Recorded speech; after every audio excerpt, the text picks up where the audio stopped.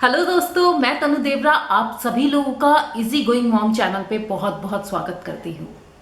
दोस्तों, आज हम बात करेंगे बेबी के ओरल हाइजीन के बारे में कि बेबी के टंग और गम्स को कैसे क्लीन करना चाहिए। अक्सर न्यू मदर्स बेबी की स्टार्टिंग में ओरल हाइजीन को इग्नोर कर देती हैं, जो कि आगे चल के बेबी में इन्फेक्शन होने के चांसेस बढ़ा देता है। दोस्तों, इस वीडियो में डिटेल में बात करेंगे हम कि क्यों ज़रूरी होता है बेबी की ओरल हाइजीन, क्यों उनकी टंग को और गम्स को क्लीन करना चाहिए रेगुलरली, और हमें किस टाइप के क्लीनर की ज़रूरत होती है, कैसे हम बेबी के टंग्स को और गम्स को क्लीन करेंगे। दोस्तों, सबसे पहले बात करेंगे कि क्यों ज़रूरी है बेबी की टंग को और गम्स को क्लीन करना।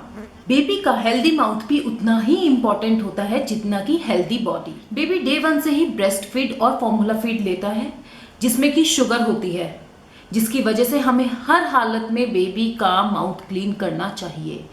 बेसिकली उसकी टंग और उसके गम्स। बेबी की टंग अगर हमने रेगुलरली क्लीन नहीं की तो टंग पर वाइट कलर के पैचेस बन जाते हैं, जो कि बाद में साफ करने से भी नहीं जाते। इसे ओरल थ्रश कहते हैं। ये एक तरीके का इन्फेक्शन होता है, इसलिए बहुत ज़रूरी है कि बेबी की स्टार्टिंग से ही टंग को रेगुलरली क्लीन किया जाए। बेबी स्टार्टिंग से ही ओरल हाइजीन के लिए हैबिचुअल हो जाता है। हमारा 4th रीज़न है कि बेबी स्टार्टिंग से ही ओरल हाइजीन की इम्पोर्टेंस को समझता है। हमारा नेक्स्ट क्वेश्चन है कि बेबी की टंग को क्लीन करने के लिए क्या हमें किसी क्लीनर की ज़रूरत है, और अगर है तो किस टाइप के क्लीनर की ज़रूरत है। दोस्तों, सबसे पहले 6 महीने तक आपको बेबी की टंग क्लीन करने के लिए किसी भी एक्स्ट्रा इंस्ट्रूमेंट की ज़रूरत नहीं है। आफ्टर 6 मंथ जब बेबी सॉलिड फूड स्टार्ट कर देता है तो इस टाइप के बीपीए फ्री सिलिकॉन के फिंगर ब्रश आते हैं, जिसमें कि आप अपनी फिंगर ऐसे डालकर बेबी की टंग को इजीली क्लीन कर सकते हैं, क्योंकि बेबी उस टाइम पे सॉलिड फूड खाना स्टार्ट कर दिया है और अब टंग क्लीन करना थोड़ा सा मुश्किल हो गया है। इसलिए बहुत ही सॉफ्ट ब्रिसल्स होते हैं इसके सिलिकॉन के, तो आप इस टाइप का फिंगर ब्रश यूज कर सकती हैं। एक इस टाइप का सिलिकॉन का ही एक और टंग क्लीनर आता है, ये भी बीपीए फ्री होता है और आप इसको भी ट्राई कर सकते हैं। 5th और 6 मंथ्स में बेबी के टीथ आने स्टार्ट हो जाते हैं और उन्हें बहुत ही इरिटेशन होती है अपने गम्स में, तो ऐसे में हम उनको टीदर देते हैं। तो ये मैंने एक श्रे के लिए टीदर खरीदा था, जो कि मुझे बहुत अच्छा लगा, और इसमें आगे ब्रशल्स भी हैं, तो ये एज अ टीदर का भी काम करता है और टंग क्लीनर का भी काम करता है। वो इसको आराम से अपने माउथ में लेता है और च्यू करता है, जिससे कि बेबी को एक तरीके से ब्रश करने की आदत भी इजीली पड़ जाती है। बहुत सारी मदर्स का क्वेश्चन होता है कि क्या हम ग्लिसरीन यूज कर सकते हैं बेबी की टंग को क्लीन करने के लिए। जी नहीं, 6 मंथ्स तक आप कोई ग्लिसरीन, कोई टूथपेस्ट, कुछ भी नहीं यूज कर सकते। तो दोस्तों, अब हम बात करते हैं डिटेल में कि हमें बेबी की टंग को कैसे क्लीन करना चाहिए। आइए जानते हैं अब इसका step by step process. Baby की टंग को क्लीन करने के लिए बहुत ज़्यादा सावधानी और पेशेंस की ज़रूरत है। ऐसा भी हो सकता है कि स्टार्टिंग में जब आप अपनी फिंगर को उसके मुंह में डालें तो वो उसे चूसने लग जाए या फिर उसे काट ले अपना खाना समझ के, लेकिन धीरे धीरे बेबी इस रूटीन का यूज टू हो जाता है। सबसे पहले आप अपने हाथों को अच्छी तरीके से पानी और साबुन से वॉश कर लें। उसके बाद एक कॉटन का साफ सुथरा सॉफ्ट कपड़ा लें।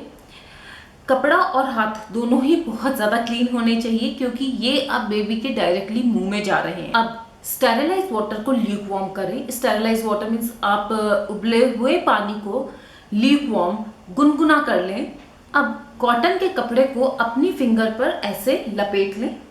ध्यान रहे कि जो हमारा उबला हुआ गुनगुना पानी है उसका टेम्परेचर हम एक बार ज़रूर चेक कर लें। ऐसा ना हो कि वो बहुत ज़्यादा गर्म हो।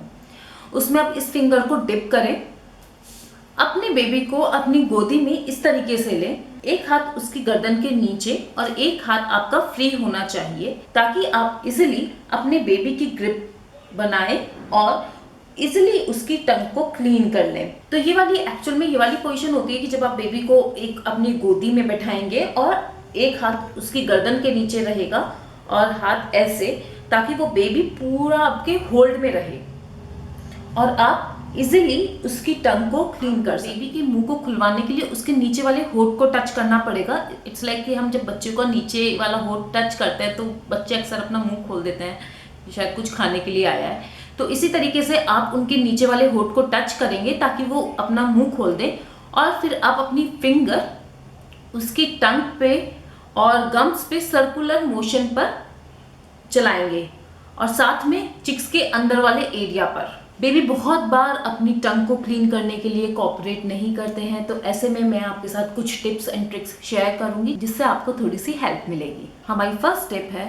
Oral cleaning. बेबी की जितनी जल्दी हो उतनी जल्दी हमें स्टार्ट कर देनी चाहिए, और जितना रेगुलर हो हमें उतना रेगुलर करना चाहिए, ताकि बेबी को पता लगे कि ये मेरे एक रूटीन का पार्ट है, बाकी और अदर एक्टिविटीज की तरह। टंग क्लीन करते टाइम बेबी को एंगेज करने की कोशिश करें, या तो कोई उसके साथ खेले या फिर उसका फेवरेट टॉय है आप उसके हाथ में पकड़ा सकते हैं, जिससे कि वो थोड़ा सा डिस्ट्रैक्ट हो जाएगा और आप उस टाइम पे बेबी की टंग को क्लीन कर सकें। हमारी थर्ड टिप है कि जब भी आप बेबी की टंग क्लीन करें, कोशिश करें कि आप एक ही बार आप अपनी फिंगर इन करें और एक ही बार में चिक्स, गम और टंग को क्लीन कर दें, क्योंकि बार बार अगर आप फिंगर आप डालेंगे तो बेबी चिड़चिड़ा सकता है और ऐसा भी हो सकता है कि वो दूसरी बार अपनी फिंगर ना डालने दे। फोर्थ टिप है, जब भी बेबी क्रैंकी मूड में है या फिर थोड़े से बुरे मूड में है तो आप टंग क्लीन बिल्कुल ना करें, उसके मूड अच्छा होने का वेट करें।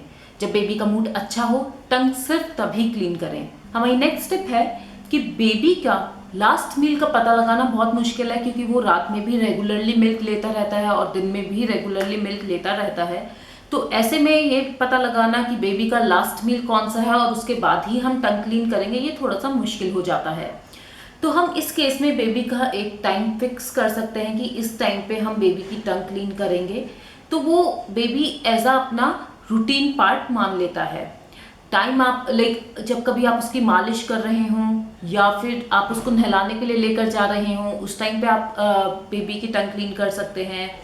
तो कोई भी एक टाइम आप बेबी का फिक्स कर दें। अब बात करते हैं कि बेबी की टंग को क्लीन करने के लिए किस तरह की सावधानियों की जरूरत है। बेबी की टंग को क्लीन करने के लिए हमेशा साफ सुथरा कॉटन का सॉफ्ट कपड़ा ही लें। ऐसा भी कर सकते हैं कि आप उसका एक टंग क्लीनिंग का कपड़ा अलग बना लें और उसे बॉइल्ड वाटर से वॉश करके रखें, क्योंकि बहुत ज़रूरी है कि जब आप बेबी की टंग को क्लीन करें तो साफ सुथरे हाथ और साफ सुथरा कपड़ा हो। सेकेंड थिंग इज कि आपके नेल्स कटे हुए और साफ सुथरे होने चाहिए, वरना बेबी के मुंह के सॉफ्ट टिश्यूज पर चोट लगने की संभावना हो सकती है। थर्ड इज जब बेबी का मूड अच्छा हो टंग हम सिर्फ तभी क्लीन करेंगे, किसी भी तरीके की जबरदस्ती आप बेबी के साथ नहीं करेंगे। फोर्थ इज ध्यान रखें कि आप अपनी फुल फिंगर बेबी के मुंह में ना डालें, इससे वो उल्टी भी कर सकता है। बेबी की टंग को क्लीन करने के लिए आप इतनी भी आप फिंगर, क्योंकि बेबी का माउथ भी बहुत छोटा होता है, तो आप थोड़ी सी भी फिंगर डालेंगे तो वो इजिली बेबी का माउथ क्लीन हो जाएगा, और ये फिंगर बेबी के थ्रोट की तरफ, गले की तरफ नहीं जानी चाहिए। बेबी की टंग को क्लीन करना अक्सर पेरेंट्स या तो भूल जाते हैं या फिर अवॉइड करते हैं, जबकि बेबी की टंग को क्लीन करना एक बहुत ही इंपॉर्टेंट पार्ट है बेबी की केयर का। बेबी की टंग और माउथ को क्लीन करने से बेबी की पूरी हाइजीन मेंटेन रहती है, जो कि बहुत ज़रूरी है। दोस्तों, अगर आपके पास बेबी की टंग को क्लीन करने के लिए और कोई अच्छे टिप्स हैं जो कि मैंने इसमें नहीं इंक्लूड किए हैं, तो प्लीज़ हमें कमेंट सेक्शन में कमेंट करके ज़रूर बताएं। और अगर ये वीडियो आपके लिए थोड़ी सी भी हेल्पफुल रही हो तो इस वीडियो को प्लीज़ लाइक करें और इस चैनल को सब्सक्राइब करें। Thank you very much.